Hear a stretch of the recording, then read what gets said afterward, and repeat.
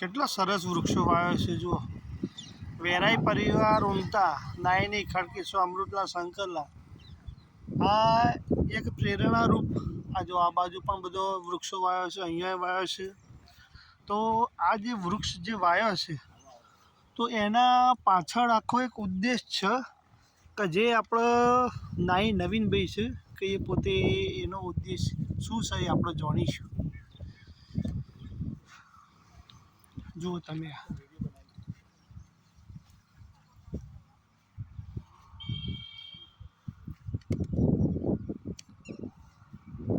જો આ નવીનભાઈ તમે આ પોતે ખાસો ગણીએ તો 15 પોજરો છે બરોબર. આજે આપણે જે મગોલા મહાદેવની મંદિરની સામે વીર મહારાજનું મંદિર છે એની બાજુના પટોબણની અંદર જે એક પ્રેરણાદાયી કામ જે ભાઈએ કર્યું છે એવા નરેન્દ્રભાઈ, બાબુલાલ, મોહનલાલ હાલ વડનગર ડેપોની અંદર કંડક્ટરની નોકરી કરે છે. અને આ જે છોડવાઓ વાયા છે એ છોડવાઓ દરેક પોતાના પરિવારના સ્નેહીજનોના સ્મરનાર છે. એમનું નામ આપે અને આ એક વૃક્ષારોપણ લીમડા ને બધું 15 છોડનું વાવેતર કર્યું છે અને એમને ચોપ્યા છે, વાયા છે. છોયડો પણ મળી રહે અને ગામની એક શોભા, રાહદારી મોટો રસ્તો છે, ગેટ છે અને એક રસ્તો પણ, રસ્તાની અંદર આપણને ઠંડક મળે, સોયલો મળે, શીતળતા મળે એવી એક પ્રેરણા ઉમતા ગામની અંદર હર કોઈ જગ્યાએ ચારે બાજુ ગેટો પણ છે. તો આનું જો આવું વૃક્ષારોપણ થાય, કોઈ મંદિર હોય, કોઈ મંદિર હોય, સ્કૂલ હોય, સ્મશાન છે, આવી જગ્યાએ જો આપણે દેવ મંદિરો જો વાવીશું તો પોતાના પરિવારમાં સ્નેહીજનનું નામ આપણે જઈશું તે વંચાશે. તો એમને એક પ્રેરણા લીધી છે તે પ્રેરણાને આપણે જાણીશું કે આપણા નવીનભાઈએ જે બે શબ્દો કહેશી કે આના પાછળનો આખો જે ઉદ્દેશ શું છે. આ શું છે કે જે રીતે આપણે એક સદભાવના જે વૃદ્ધાશ્રમ ખરો એનો જે વૃક્ષો વાવ્યો હતો તો એ થીમ ઉપર આપણે નવીનભાઈ પોતે આ કાર્ય કરી રહ્યા છે. તો આપણે જાણીશું કે આના પાછળનો જે પર્પઝ કે જે ઉદ્દેશ શું છે. તો નવીનભાઈ તમે આ એક સારું કામ કર્યું છે. ખરેખર આના પાછળનો ઉદ્દેશ તમે અમને કહેશો કે જેથી કરીને આપણો સમાજ અને આપણા ગામને પણ બહુ સારું એવું આ કામ લાગ્યું છે, એ પ્રેરણા મળે એવી છે. અમે તો જાણી છે પણ તમે તમારા મોઢેથી કહો ને તો વધારે સારું રહેશે એમ. એટલે મને આ પ્રેરણા મળી. આપણે હું જ્યારે જ્યાં પણ બસ લઈને જાઉં ત્યાં સદભાવના ટ્રસ્ટના વૃક્ષ આ બધા જોતા. તો સદભાવના ટ્રસ્ટ તો ખરેખર આખા ગુજરાત લેવલે કામ કરે. તો મેં કીધું જો આપણા ગામમાં પણ આવું કામ કરીએ સારું એવું. તો મેં પહેલો અમારે એક વારે પરિવાર ગ્રુપ ચાલુ મારા કુટુંબનું. તો એમ મેસેજ મૂક્યો ભાઈ આપણા સર્વસ્વ નામના એક વૃક્ષ વાવીએ, કોઈ બી નામ, અને 1000 રૂપિયા ફિક્સ રાખ્યા. તો અમારા કુટુંબમાંથી લગભગ 15-20 નામ આવી ગયા.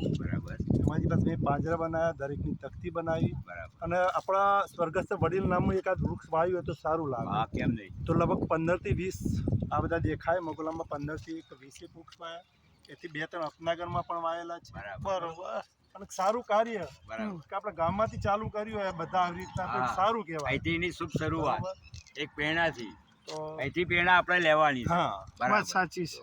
અને એની પ્રેરણા રૂપે દરેકના ગામની અંદર નવયુવાન મિત્રો હોય, જે ધાર્મિક સંસ્થાઓ, ટ્રસ્ટો ચાલતો તો આ પ્રેરણા લઈ કામ કરી શકે. મારું તો એવું વિચાર કે આપણો જન્મદિવસ હોય કે કોઈ આપણા વડીલની તિથિ આવે, બરાબર, તો તિથિનામાં પણ જો એક વૃક્ષ વાવીએ કે અત્યારે એના બહુ સરકાર પણ જાગીના જરૂરી છે. પર્યાવરણની જરૂર છે. પર્યાવરણ આપણે જાળવવું જોઈએ. અને મને આ જાતનો ઇન્ટરેસ્ટ, જો ગઈ સાલ મારા નોકરીના 25 વર્ષ પૂરા થયા તો મેં લગભગ 25 વૃક્ષ વાવ્યા હતા. બહુ સરસ. વાહ ભાઈ વાહ, બહુ સરસ. તો દરેક આ કર્યું હતું સારું લાગે. પહેલો પ્રયોગ મેં અમારા મણિભદ્ર વીર મહારાજ મગોલા ચોકનમાં કર્યો. અરે સારું. ખૂબ ખૂબ ધન્યવાદ નરેન્દ્રભાઈને. આપણે હાર્દિક શુભેચ્છાઓ પાઠવીએ છીએ કે ઉમતા ગામને એક પ્રેરક બળ, એક પ્રેરણા આપી છે એ બદલ. અને આ પ્રેરણા આટલાથી નહીં, હવે હરેક ગામની અંદર, હર મહોલ્લાની અંદર, દરેક સંસ્થાઓની અંદર આપણે એને થોડી વહેતી કરવાની છે. અને આ જે કામ કર્યું છે એવું થોડું કામ કરીશું. અને એનો પણ વિડીયો અમે કરી લાઈવ લોકેશન મૂકીશું. આમાં કેવું કે અમારી મહેનત તો અમારા કુટુંબનો સહયોગ, આ બંનેથી આ કાર્ય નાનું એવું સફર કાઢી. બહુ સરસ, બહુ સરસ. જે પણ દાતાએ ખરેખર મને સહયોગ આપ્યો દરેકનો ખૂબ ખૂબ આભાર.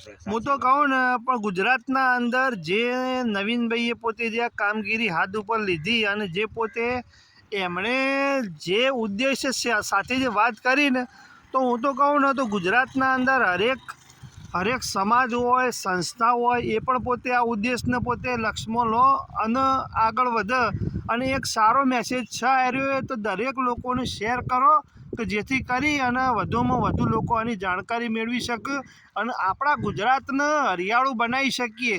અને જે રીતે આપણને નરેન્દ્ર મોદી સાહેબે કીધું હતું કે એક પેડ માં કે નામ, તો એવી જ રીતે શું છે કે આ તો જે નવીનભાઈએ જે વાત કરી, તો એના અંદર તો આપણા માતૃ પિતૃ, આપણા બાળકો બધા જ લોકો આવી જાય છે. બરાબર છે? તો આ મેસેજ બહુ સારો છે અને લોકોને તમે શેર કરો. હર હર મહાદેવ. પોતપોતાના ગામમાં આવી રીતના કરે ને તો ખરેખર આપણું ગુજરાત આખું હરિયાળું થઈ જાય આપણું. આ એક વૃક્ષારોપણ કાર્યક્રમ, પર્યાવરણનું બચાવ. લગનથી કોઈ આ વરસાદની આખી પેટર્ન કેમ બદલવાની? આના કારણે વૃક્ષો ઓછો થઈ ગયો એટલે પેટર્ન બદલવાની. આપણે એને કાપવા માંડ્યા. ઉછેર થયો ને, એક બાળક ઉછેરો ને એક વૃક્ષ ઉછેરો, એટલો સમય લાગે. વાત સાચી છે. એટલે મને જાણવું છે ભવિષ્યની પેઢીને, જો વરસાદનું સારું આગમન થાય એવું જો વિચારીશું તો ભવિષ્યની પેઢીઓને આપણે બચાવવું પડે. બચાવી શકીએ. એના માટેનો જે નરેન્દ્રભાઈએ આ જહેમત ઉઠાવીને જે કામ કર્યું છે, એમને આપણે ખૂબ ખૂબ બિરદાવીએ છીએ. ચોક્કસ, બહુ સરસ. આ એક વૃક્ષ કેટલું સરસ રીતે વાવ્યું છે, એ તો જુઓ તમે. અહીંયા જુઓ, વેરાઈ પરિવાર ઉમતા નાયની ખડકી સ્વર મનસુખભાઈ મોહનલાલ તરફથી. આવી જ રીતના જુઓ તમે દરેક આવો તો વાયો છે. જુઓ આ પણ જાણજો. બરાબર? આવો તો દરેક વૃક્ષ. અને આવી રીતના શું છે કે આ મેસેજ બહુ સારો છે. હું તો કહું ફોરવર્ડ કરો કે જેથી કરીને લોકોનો મેસેજ એક આગળ જાય અને પોતે કંઈક વિકાસનું કામ કરી શકે પોતે.